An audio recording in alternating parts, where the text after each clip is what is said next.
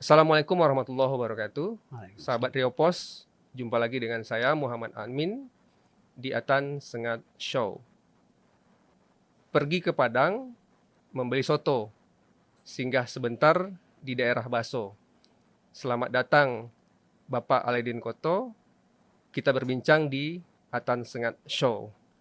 Mantap. Assalamualaikum, Waalaikumsalam apa warahmatullah. kabar Pak Aledin? Baik, alhamdulillah. Ya, sahabat Rio Pos, tamu kita hari ini adalah Profesor Dr. Aledin Koto. Beliau adalah Ketua ICMI, Ikatan Cendekiawan Muslim Seluruh Indonesia, Organisasi Wilayah Riau. Beliau ini juga pernah menjadi Dekan Fakultas Syariah IAIN Suska Riau, juga Ketua Perti Persatuan Tarbiyah Islamiyah, iya Pak ya? Ya. Daerah Riau. Mungkin biar lebih lengkap dan saya tak salah-salah, saya persilakanlah Pak Aledin menyampaikan sedikit profil gitu. Baik, Silakan, Pak. Assalamualaikum warahmatullahi wabarakatuh. Waalaikumsalam. Terima kasih Dinda Amin dan juga kepada Atan Sengat Show. Ya. Pantunnya saya cukupkan itu tadi aja. Terima kasih saya diundang berbagi mungkin pengalaman entah apa namanya. Saya memang selalu mengucapkan terima kasih kepada orang yang meminta saya untuk berbicara karena saya memaknai permintaan itu memberi kesempatan kepada saya untuk ya beramal atau berdakwah. Ya. Itu.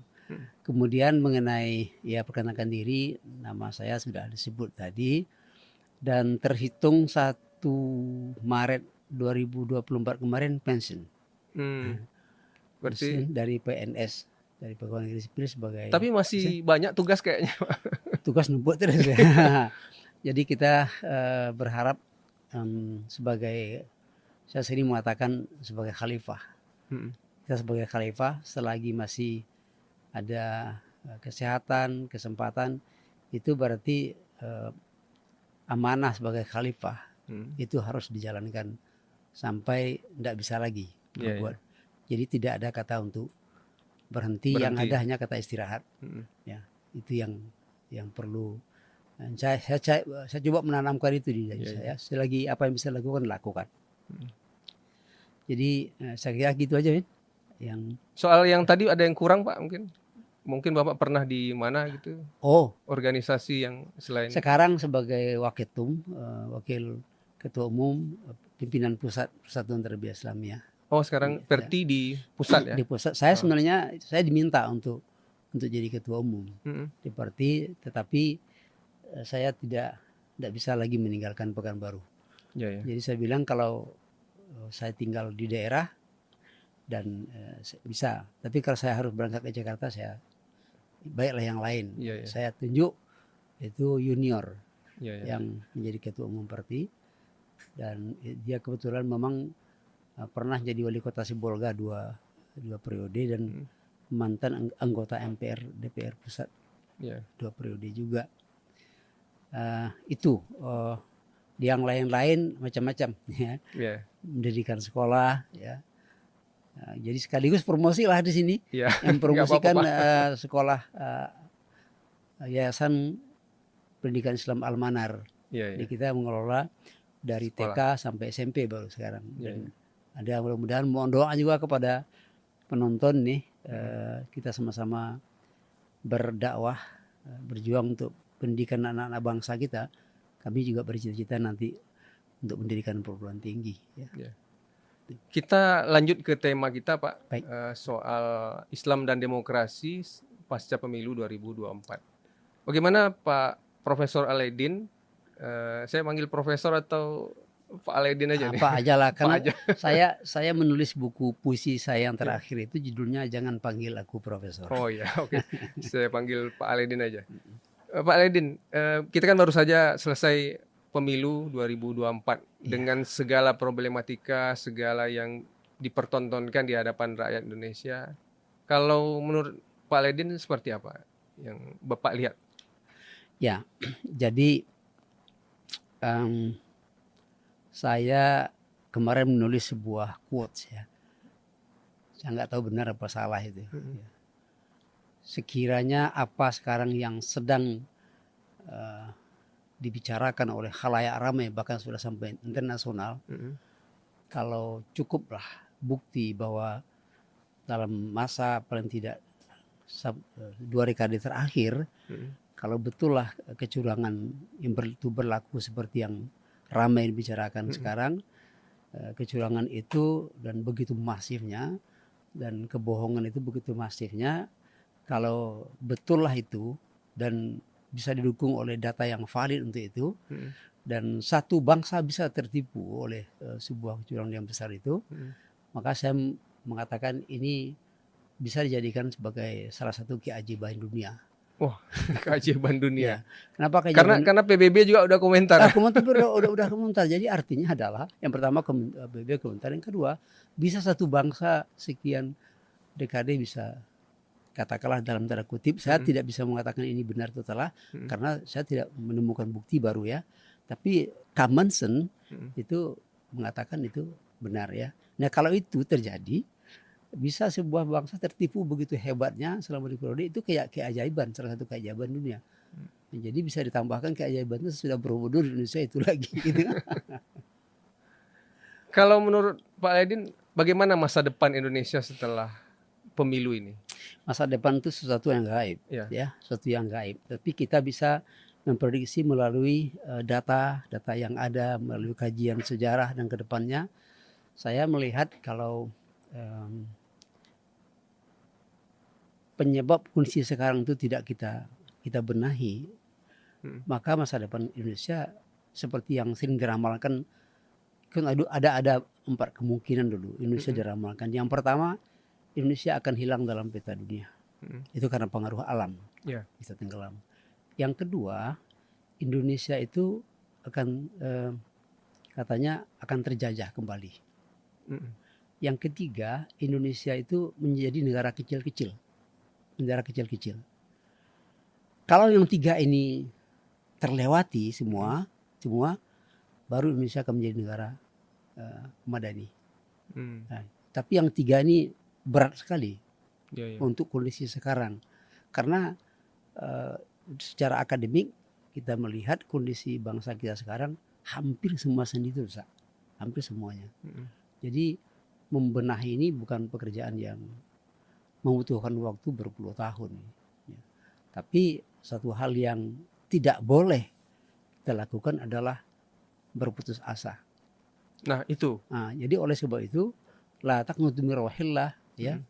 Jadi tidak ada yang putus asa dengan rahmat Allah kecuali kaum orang yang kafir.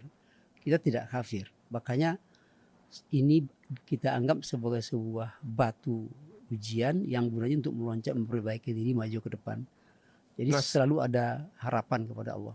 Ya, sebagai cendekiawan Muslim kan, Bapak Ketua ICMI, Ikatan Cendekiawan Muslim Indonesia, yang Ketua Orwil Riau-nya ya. Itu apa peran ICMI atau cendekiawan Muslim untuk bisa mengubah itu? Karena kan kalau kita lihat kecenderungannya, ada kan gap antara yang cendekiawan dengan yang awam ini. Sementara kalau dalam pemilu kan suaranya sama aja gitu. Jadi apa yang dikatakan oleh Linda Amin terakhir itu, di Inggris tuh kalau nggak salah sebelum Perang Dunia Kedua atau sebelum Perang Pertama, sebelum pertama belum ada pemilihan. Mungkin pemilu di Inggris itu dulu suara sarjana itu 2, suara yang tidak sarjana 1.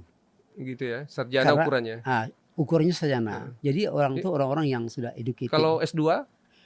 Pokoknya sudah sarjana gitu ya? Sarjana gitu. Berarti 2 suara. Harusnya 2, 3 suaranya gitu ya.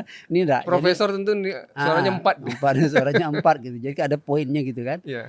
Tapi maksudnya adalah bahwa demokrasi itu akan bisa berjalan dengan baik kalau masyarakatnya sudah terpelajar, terdidik ya, orang-orang cerdas lah gitu ya, educated society.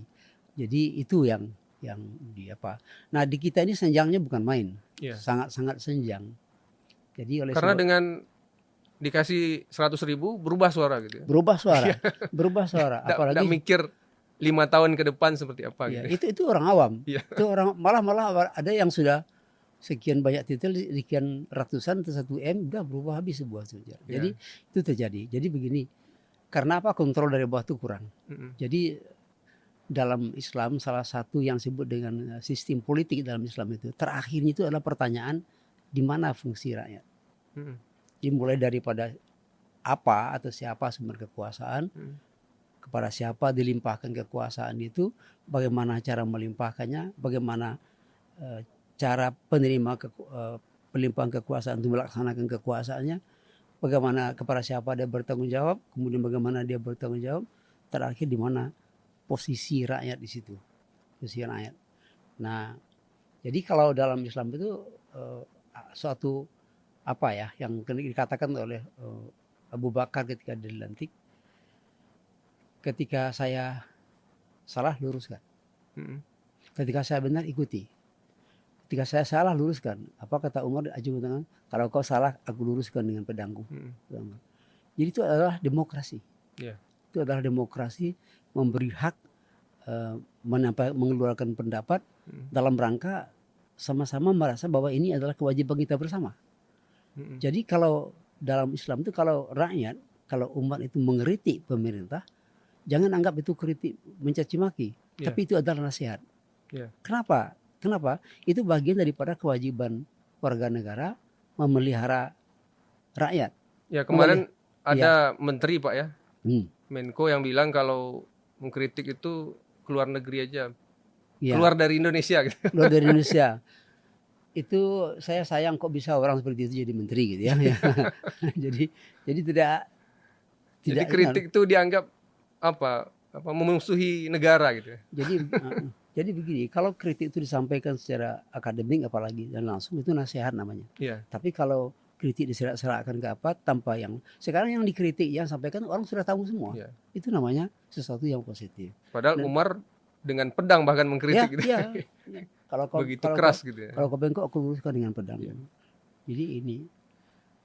Nah kalau ini kan kondisinya masih seperti ini dari pemilu ke pemilu, Pak Alaidin. Ya dengan sedikit uang, sedikit sembako, berubah suara, berubah keadaan sehingga bisa dikendalikan lah dengan uang. Kalau orang punya bergepok-gepok uang, dia bisa membeli suara masyarakat. Nah kira-kira kalau prediksi Pak Alaidin ini sampai kapan bisa seperti ini? Apa akhirnya kalau kita berputus asa kan tidak boleh juga. Nah, tapi bagaimana cara memutus ini sehingga ini atau sampai kapan kira-kira? Saya melihat begini, di channel saya juga sudah sering saya katakan, kita harus memulai kembali kata orang tua. Kalau sesat di ujung jalan kembali ke pangkal jalan. Saya melihat begini. Saya ada beberapa kali ya menjadi narasumber di FGD 4 pilar kebangsaan.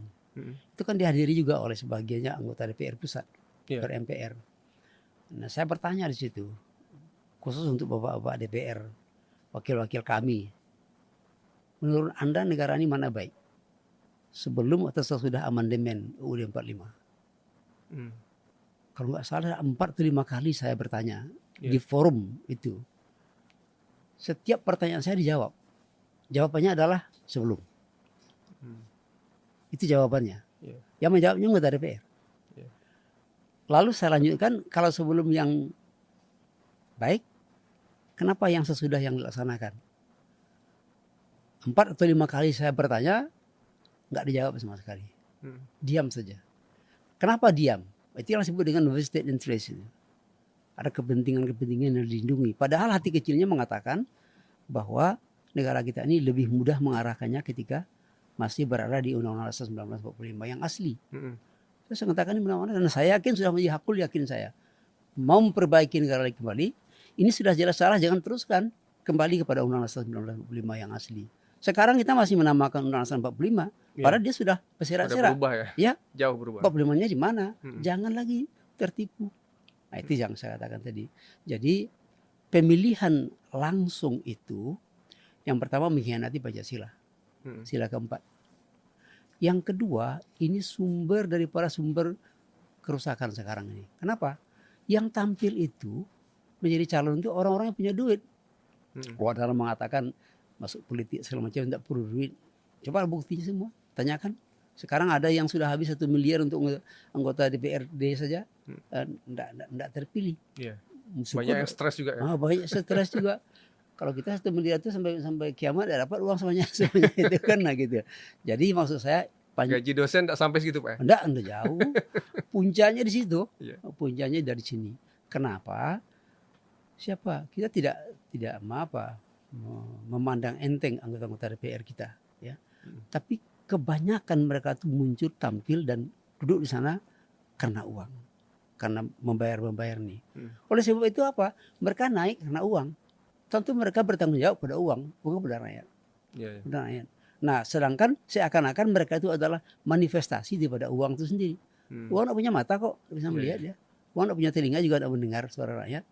Nah, tidak semuanya ada sesuatu yang baik yang lolos. Alhamdulillah lolos. Tapi yang satu itu tenggelam daripada yang banyak. Saya tidak mengatakan Orde Baru dulu jauh lebih baik, tidak. Tapi ada hal-hal positif yang perlu kita ambil dari Orde Baru. Orang yang duduk DPR itu memang orang-orang terpilih. Dalam teori politik Islam, orang-orang DPR itu namanya ahlul halli wal aqdi.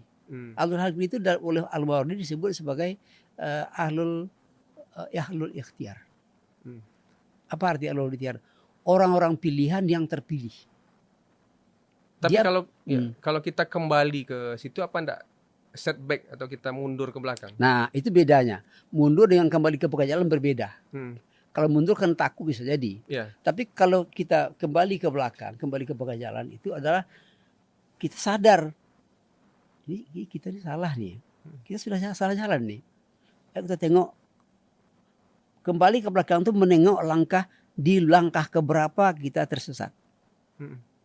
Perbaiki lagi dari situ. Nah, orang sekarang menjadikan alat itu kembali ke jalan itu kan mundur dong. Iya. Keliru. Kita kan runjuk kembali. Karena udah sesat, mundur sebentar untuk maju berikutnya. Ya, tengok dari mana nih? Kan kita melangkah. Iya. Harusnya kita melangkah ke sini, tahu-tahu di langkah yang kesekian kita ke sini. Oh, langkah ini mulai salahnya nih. Perbaiki dulu lagi ke sini. Itu yang saya maksud dengan Pak Aidin. jalan. Ya. Oke, Pak Aidin, kita kembali tadi soal setback itu apa tidak mundur atau seperti apa sistem yang sebaiknya Bapak usulkan? Jadi begini, dalam Islam kan ada kata taubat. Iya. Taubat ya. Apa arti kata taubat itu apa? Kembali. Kembali ya. Kembali ke belakang. Kembali ke belakang, terlanjur, ini salah nih. Salah nih. Oh, jangan mundur, maju dong. Maju terus tuh jurang di depan. Iya. Makanya kembali ke belakang untuk mempelajari dari mana, langkah mana kita tersalah itu. Itu yang saya maksud dengan kembali ke jalan. Orang tua itu mengatakan bukan mundur. Tersesat di ujung jalan, kembali ke pangkal jalan. Nah, pangkal jalan bangsa Indonesia itu Pancasila. Dan Undang-Undang Dasar 1945 yang asli. Itu pengajalannya. Jadi makanya Soekarno dulu kan pernah mengembalikan ketika dari Republik Negara Indonesia Serikat kan, dekret presiden tanggal 5 Juli tahun 59 kembali lagi. Nah, sekarang dibuat lagi, kalau betul-betul mau kembali lagi. Sekarang terjadi, saya yakin orang-orang yang betul-betul mencintai negeri ini pasti setuju mengembalikan kepada Undang-Undang 45. Tapi kecuali kalau dia punya kepentingan di situ. Okay. Gitu. Tapi kalau kita kembali ke sistem perwakilan misalnya, kepala daerah dipilih DPRD misalnya, kemudian presiden dipilih oleh MPR. Ya. Itu kan tidak tertutup juga ada money politik gitu kan. Dan itu dengan kondisi sekarang apalagi kan berat juga. Itu gimana pandangan Bapak? Money politik itu sulit menghabiskan. Tapi daya rusaknya jauh lebih besar pada pemilihan langsung dibanding pemilihan perwakilan. Daya rusaknya jauh besar sekali. Paling-paling kalau orang dalam anggota DPR, mereka di dalam itu saja dan itu mudah dikontrol. Jadi itu yang pertama. Yang kedua, kalau betul-betul akan melanjutkan terus sistem pemilihan langsung ini, ubah Pancasila itu. Hapus sila keempat.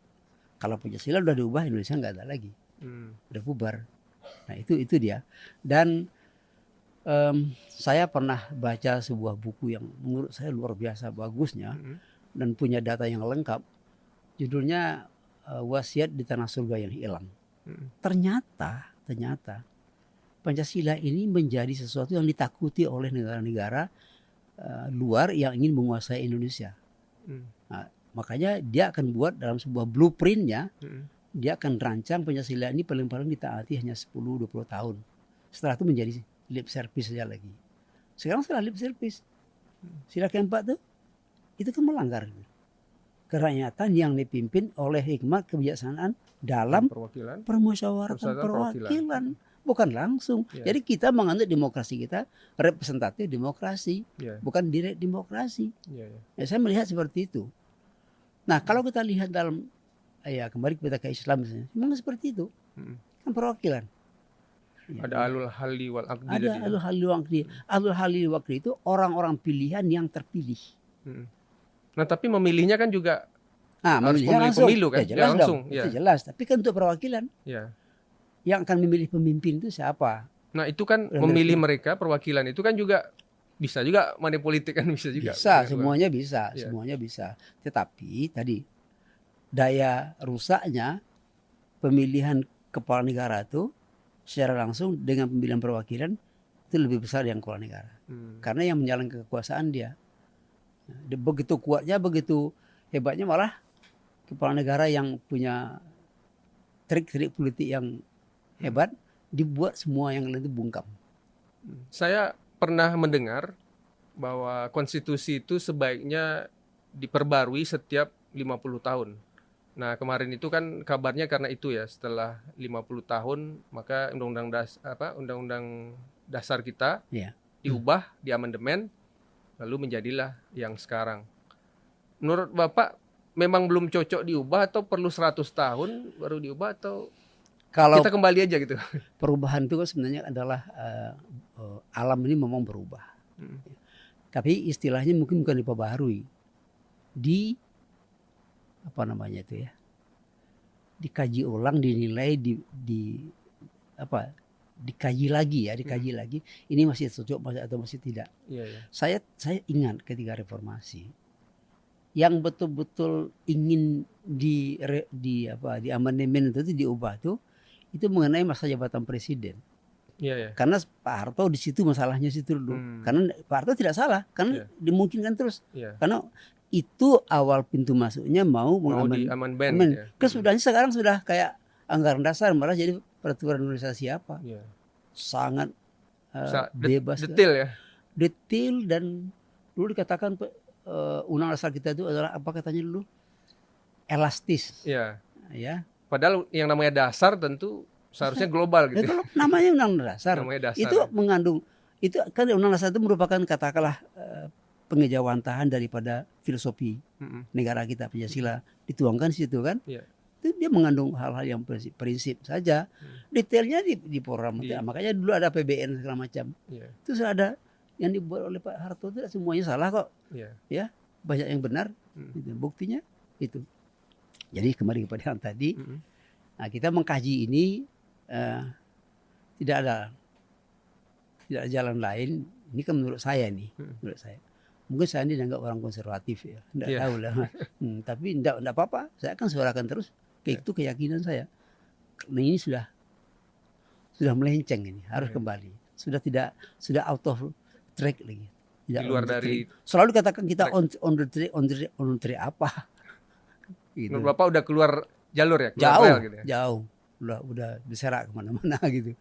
Nah, jadi saya mula-mula berpikir apa saya aja yang berpikir begitu. Ternyata terbukti banyak sekali profesor-profesor, jenderal-jenderal berpikir seperti itu.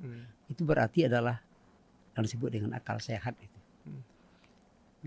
Pak Aidin, ada pandangan kalau berpolitik itu kan mementingkan tujuan gitu. Nah, seorang ilmuwan itu, ini kan pandangan yang sering saya dengar, seorang ilmuwan itu tidak boleh berbohong walaupun dia salah. Jadi kalau dia meneliti walaupun kesimpulannya salah, tapi yang penting dia tidak boleh berbohong, data-datanya harus Iya. valid gitu kan. Iya, iya. Sementara politisi dia itu tidak boleh salah, tidak boleh kalah, tapi perlu berbohong.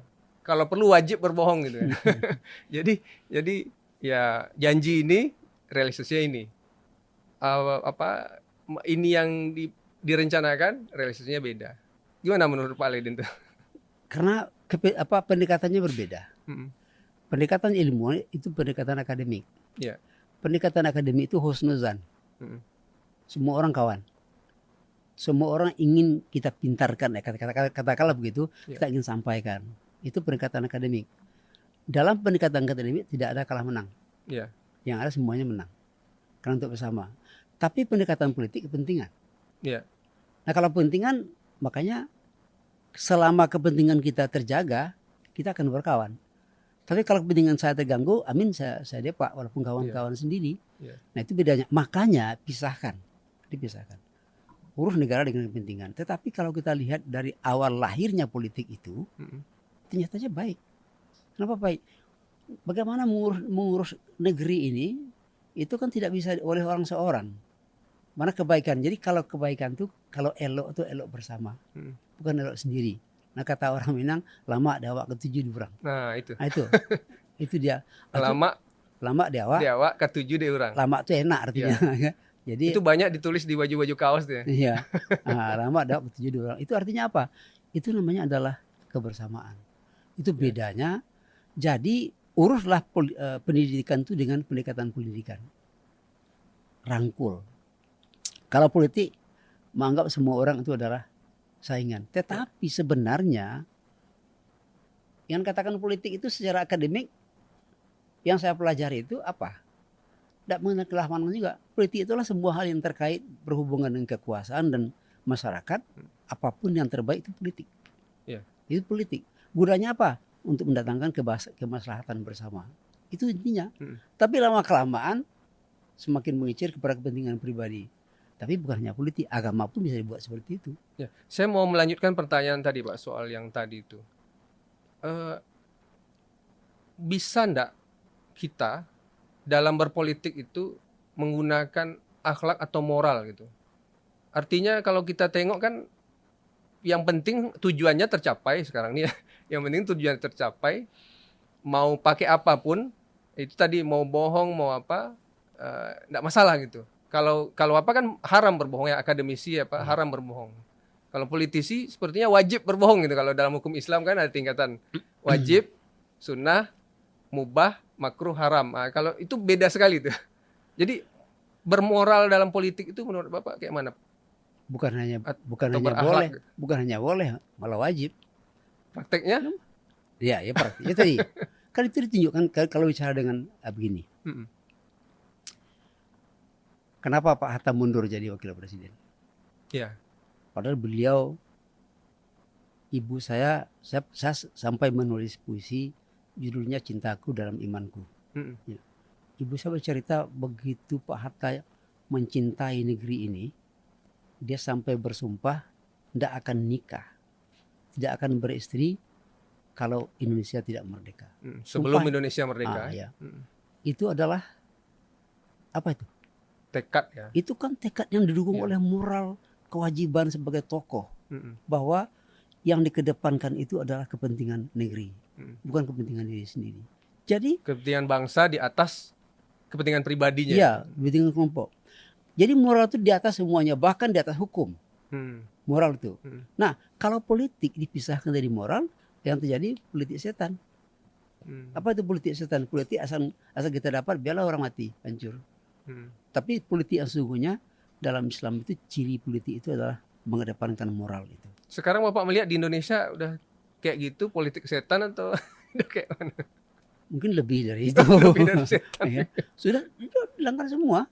Ya, saya kan icak-icaknya kalau apa kan pernah juga dulu diwacanakan menjadi wali kota segala macam, bukan baru pernah datanglah orang-orang ke partai ke rumah. Saya katakan yang paling alim, yang paling udah ke rumah tuh. Ujung-ujung tuh duit. Bapak punya duit berapa gitu? Bapak punya duit berapa? Bukan hanya itu, paling tidak ada yang panggil abang, ada yang panggil bapak, ada yang panggil prof, macam-macam lah. Ujung-ujungnya apa? Ujung-ujungnya entah HP-nya rusak, entah beli minyaknya nggak ada, entah beli macam-macam pokok itu kan. Yang menarik betul apa? Yang menarik itu waktu itu menjelang Lebaran datang ke rumah. Prof, ini manggil Prof nih. Iya. Prof, kita punya pemulung tuh berapa ratus orang gitu. Iya. Ratus orang. Kita kasih aja 50.000, udah dia kan punya keluarga macam-macam. Dia karena saya sudah mempelajari politik kan, Iya. saya pura-pura pikun aja, bodoh aja. Oh itu ya, ya. Coba kumpulkan kartunya, KTP-nya. Oh dia enggak punya KTP bro. Dia enggak sadar. Enggak punya KTP bagaimana mau memilih? Iya, Gitu kan? Akhir-akhirnya apa? Saya kasih uang 50.000, udah kamu pulang aja. Uang 50.000 itu bukan uang saya, uang titipan dari kawan yang akan pasangan jadi ngecer wali kota itu. Iya, iya. Gaji saya waktu itu udah 500.000 juta. Iya, iya. Gitu. Jadi inilah politik yang digunakan. Akibatnya yang terjadi adalah politikus mempolitisi rakyat, rakyat juga mempolitisi politikus. Tapi yang kalah itu rakyat terus. Gitu. Jadi yang kalah tetap rakyat, Pak ya. Ya kalah karena dia tidak punya kekuasaan. Iya, iya. Ya. Jadi semakin besar kekuasaan orang, semakin mungkin dia menguasai orang yang tidak punya kekuasaan. Tapi yang paling bahaya itu kan apa yang katakan, siapa yang mengatakan itu dulu, apa Churchill atau siapa itu? Absolute power corrupt absolutely. Jadi apa namanya? Lord Acton. Lord Acton ya, Lord Acton ya. Lord Acton. Jadi power tends to corrupt. Power tend to corrupt. Semakin absolut kekuasaan itu, korupsinya semakin tinggi. Saya ingin katakan sekali lagi ya. Pertama kali saya ke Singapura itu 93. Iya. Waktu itu saya sangat bangga sebagai orang Indonesia, anak muda.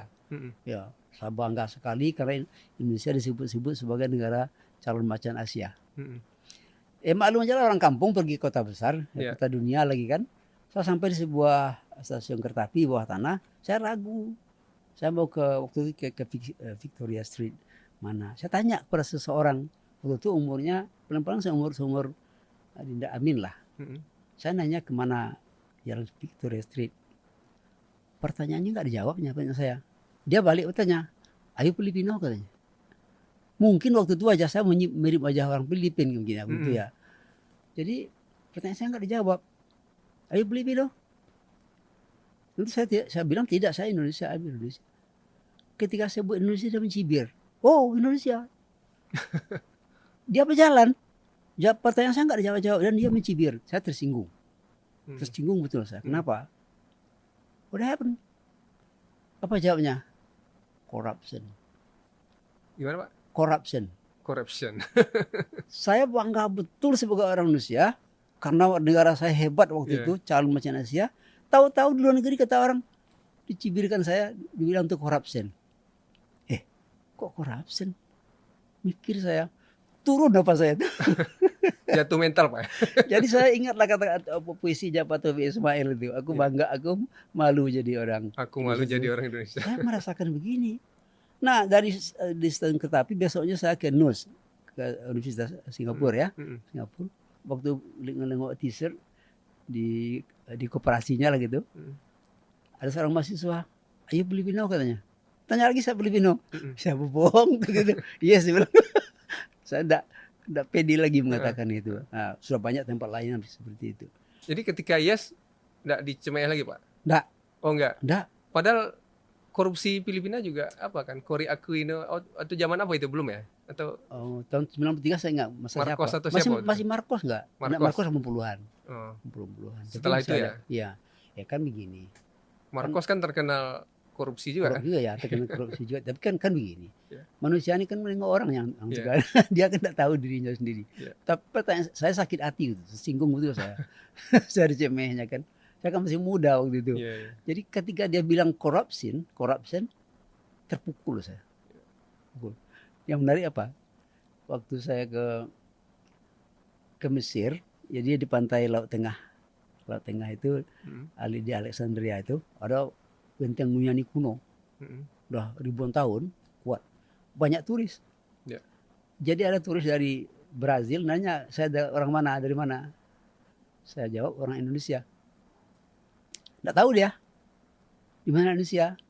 Itu satpamnya kurang ajar betul. Waktu itu kan saya 2001 kan Presiden kita Gus Dur. Dia punya tongkat. Dia jalan begini.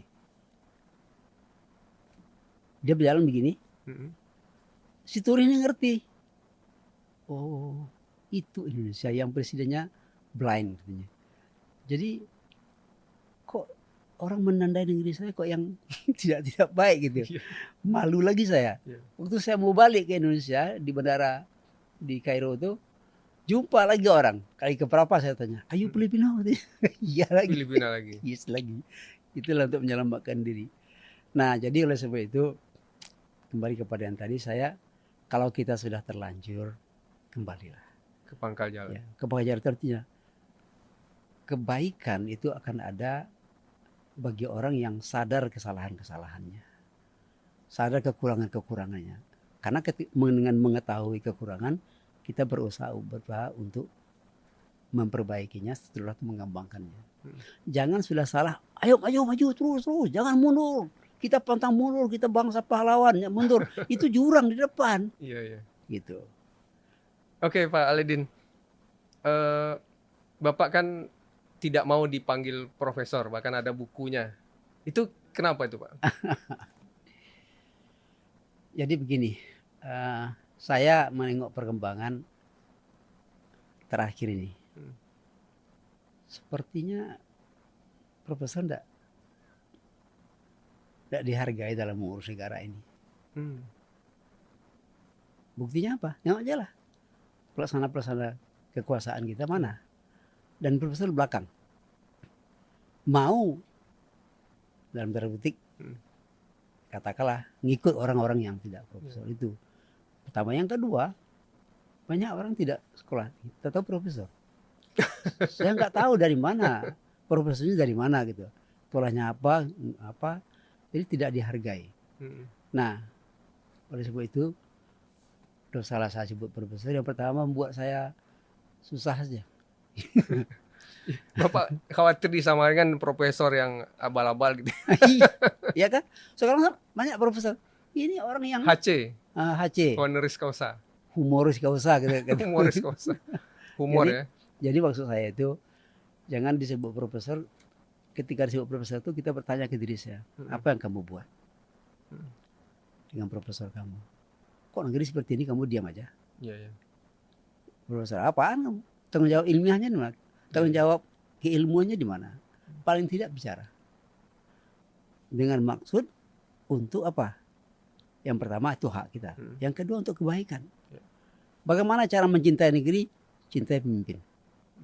Bagaimana cara mencintai pemimpin? Koreksi dia kalau salah. Jangan biarkan dia salah. Kalau dia biarkan dia salah, dia jatuh, negeri hancur. Makanya mencintai pemimpin itu bagian daripada apa? Bagian daripada tanggung jawab bernegara. Nah, salah satu mencintai pemimpin, menegur dia kalau salah. Nah, cuma menegur tadi katanya sebaiknya keluar negeri aja. Tambah tidak terdengar, ya kan? Ya. Dianggap musuh negara. Jadi begini, saya di sebuah grup menyampaikan kata-kata, ya apa petitif orang tua dulu lah. Karena menurut saya itu tidak pernah hilang. Artinya itu kan orang tua itu namanya kan yang disebut dengan apa? Kearifan lokal. Ya. Mereka mengungkapkan sebuah pepatah, kata-katanya penuh hikmah. Ya. Jadi wise word gitu orang itu. Jadi saya kemukakan itu. Bagaimana? Karena yang prinsip itu tidak pernah berubah. Kapanpun dan dimanapun, kalau dalam agama itu namanya syariat itu. Ya, iman itu tidak pernah berubah. Lalu ada yang nyeletuk, oh dia mungkin tidak kenal dengan saya.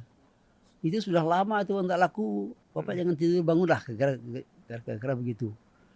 Saya nggak tersinggung, mungkin dia tidak kenal dengan Bapak. Tapi yang lain menjawab, marah-marah menyerang dia. Kamu nggak tahu siapa yang macam-macam lah gitu kan? Nah, itu kamu sebaik itu kata orang tua kamu macam-macam lah. Sekarang kamu saya keluarkan gitu. Dikeluarkan aja dari guru orang tua. Artinya apa? Sampaikanlah yang benar itu, walaupun jangan pikir orang suka atau tidak suka. Sampaikan saja. Tanggung jawab kita apa? Nanti kita akan tanggung jawab pada Allah. Ya Allah, qad ballaghtu. Sudah aku sampaikan ya Allah. Orang tidak mau, apa boleh buat. Bapak kan dulu terkenal sebagai seorang pemikir keras, bahkan filosofnya di UIN lah gitu. Yang berpikir ilmiah, berpikir kritis. Tapi belakangan ada perubahan sepertinya. Bapak lebih mementingkan rasa gitu. Dari pikir ke rasa. Dari tulisan-tulisan yang berat-berat, sekarang yang berpuisi-puisi gitu. Ini ada perubahan ini, apa latar belakangnya? Sebenarnya perubahan wajah saja. Substansinya sama. Ya. Karena puisi yang saya tulis masih berupa kritikal. Kritik ya. Kritik-kritik itu. Seperti Taufik Ismail ya. Iya, Banyak itu puisi yang kritik. disampaikan. Nah, jadi pertanyaan tadi kenapa kok bisa Ya. gitu? Ada momen atau apa gitu? Banyak yang bertanya dan saya nggak bisa jawab. Nggak bisa jawab. Kenapa saya bisa berubah ke situ? Ya. Tapi akhirnya saya mempelajari diri saya sendiri. Kepedulian lah yang membuat saya jadi seperti itu. Kepedulian atau mungkin juga kerisauan. Ya, kerisauan mencari solusi. Pertama dulu saya penulis, katakanlah penulis ilmiah, peneliti ilmiah ya, nulis esai refleksi. Saya tengok tidak begitu banyak apa namanya ya, entah pengaruh entah apa pun juga, saya juga tidak tahu. Tapi dibaca pun juga sedikit oleh orang penyangan. Di Riau Pos saya hampir penulis tetap. Kalau di Haluan Riau saya jadi kolumnis di situ. Di situ saya mulai berkembang gitu. Tapi lama kelamaan tulisan itu saya rasakan sebagai tanggung jawab moral saya sebagai seorang akademisi. Apalagi setelah jadi guru besar, saya harus menyampaikan pikiran-pikiran saya untuk bangsa ini. Makanya kalau dengan pemikiran itu kata-katanya agak sedikit lah. Maksudnya sudah capek saya menggunakan teori-teori ilmiah gitu. Ya, berpikir ilmiah, berpikir menggunakan teori-teori akademik nggak laku, seperti nggak laku negeri ini. Makanya saya pikir makanya saya lari ke dalam diri saya sendiri. Nah, pada prinsipnya seorang penyair itu menulis tentang dirinya sebenarnya, tentang apa yang ada dalam hatinya, keresahannya itu penyair itu mengungkapkan itu. Makanya seorang penyair atau seorang budayawan itu kan dia tidak perlu dihargai, tidak perlu dia, pokoknya dia sampaikan. Dia sudah sampaikan. Itu kan inti dakwah. Jadi akhirnya saya berkesimpulan, saya coba menulis puisi. Saya pun tidak tahu namanya apa. Puisi ke kalau pantun jelas ya. Apakah prosa, apakah saya nggak tahu. Di grup-grup gitu saya tulis, terutama di ICMI dulu. Tokoh-tokoh kita merespon, bukan main. Ini bagus sekali macam-macam. Malah yang beberapa orang menarik. Saya banyak baca puisi. Tapi kalau baca puisi ini saya kok menangis. Yang lain saya nggak ngerti gitu ya kan. Saya pun juga nggak tahu. Nah, respon kawan-kawan itu akhirnya membuat saya semakin menggila, malah menggila ya. Nggak bisa berhenti, gitu ya? Nggak bisa berhenti lagi. Tapi yang memancing saya, katakanlah kalau dikatakan produktif, ya mungkin orang lain aja lah yang menilai ya. Tapi itu dorongan dari dalam. Orang di dalam ada aja yang terpikir dengan menengok gejala yang ada, perasaannya ada. Saya ini sebagai yang pertama sebagai guru, sebagai ayah dulu. Tanggung jawab saya kepada anak-anak saya. Sebagai guru, saya mengatakan guru. Sebutlah saya guru, jangan sebut profesor gitu kan. Saya punya murid, kepada murid saya. Saya juga sebagai ustadz, sebagai penceramah. Saya juga bertanggung jawab moral itu. Ittihadul Mubalikin ya. Iya, di IKMI duluan. Nah, kemudian sebagai anak bangsa. Sebagai anak bangsa, apa yang bisa saya lakukan untuk bangsa saya? Itu yang saya berikan. Nah, saya tidak punya apa-apa.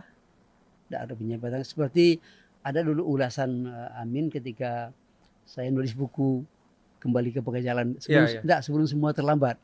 Nah, Pak Adin mengatakan bahwa tidak punya apa-apa, dia yang punya hanya pena saja yang ada. Ya dengan itulah saya mencoba menyampaikan itu. Nah, lalu saya teringat, sampaikanlah yang benar itu walaupun pahit, tapi olahlah dengan bahasa yang santun. Wabima rahmatin minallah lintalahum. Dengan rahmat Allah sampaikanlah itu dengan lemah lembut, dengan apa. Tapi kalau dengan yang ilmiah aja tidak mempan, apalagi dengan yang santun ini Pak, tentu lebih tak mempan lagi. Tidak begini, bukan yang santun ya. Yang ilmiah itu bukannya tidak mempan, karena tidak banyak orang yang menggunakan pikiran ilmiah. Itu. Jadi kalau untuk ilmiah itu orang mendekati dengan pemikiran yang rasional. Sekarang banyak tidak rasional. Pangkalnya di situ ya. Jadi kalau nggak kondisi seperti ini, kita gunakan rasio kita sakit kita. bukan kita, makanya pernah saya nulis puisi orang gila kan. Kondisinya seperti orang gila. Jadi itu saya melihat seperti itu. Dan yang terakhir, ternyata menulis puisi itu merupakan terapi rohani. Oh, itu mungkin salah satu poin pentingnya Pak ya. Iya, terapi jiwa. Setiap satu saya tulis, apalagi berkaitan dengan puisi yang ada perasaan nyaman. Lebih adem gitu rasanya. Nah, itu muka saya katakan tadi. Ketika ada orang mengerti, penyair itu menganggap dirinya paling hebat saja. Seakan-akan surga milik dia sendiri. Saya katakan salah Anda. Penyair itu menulis untuk dirinya. Kalau Anda baca itu salah Anda sendiri. Kenapa Anda baca tulisan itu? Gitu. Siapa penyair yang Bapak kagumi? Di Indonesia atau di luar negeri? Yang dekat-dekat aja lah. Buya Hamka saya kagum dengan beliau. Buya Hamka. Ya. Kemudian Pak Taufik. Ya kan? Taufik. Rendra. Iya. Rupanya saya sudah mengagumi mereka dari lama. Saya nggak sadar rupanya saya punya bakat di situ. Karena itu. Jadi kata Pak Faurunas, puisi saya itu namanya puisi pamflet. Oh, gitu. Milik puisinya Rendra. Alirannya gitu ya? Alirannya natural. Aliran naturalis gitu. Oh, gitu. Karena orang kan banyak mau puisi kan abstrak. Abstrak kan sehingga orang nggak paham. Itu kan kayak orang yang bisa memahami orang-orang yang punya imajinasi tinggi. Nah, saya kan tidak sampai seperti itu. Saya orang-orang awam menulis puisi seperti itu. Katanya dari Pak Faurunas saya tahu ini namanya puisi pamflet. Ada pemikir negarawan dari Pakistan, Muhammad Iqbal. Ya Bapak mungkin kenal ya. Saya sering itu kan dia akhirnya menulis puisi juga. Itu yang sangat terinspirasi saya di puisinya Iqbal itu. Engkau adalah Garuda, burung Garuda. Ya. Terbanglah di tebing-tebing terjal. Terjanglah awan dan segala macam, dan jangan menjadi burung pipit yang hinggap di semak-semak belukar memakan yang makanan pipit, jadi pipit kamu. Jadi engkau adalah bangsa Garuda. Di situ saya terpicu betul dengan membaca. Bapak setuju dengan Iqbal ya? Sangat setuju, karena puisinya itu puisi kenegarawanan, puisi kebangsaan, keumatan yang tinggi, bukan puisi cengeng-cengengan gitu. Ya bukan tidak boleh puisi cengeng, boleh juga. Pada umumnya orang-orang penulis itu kan cengeng-cengeng.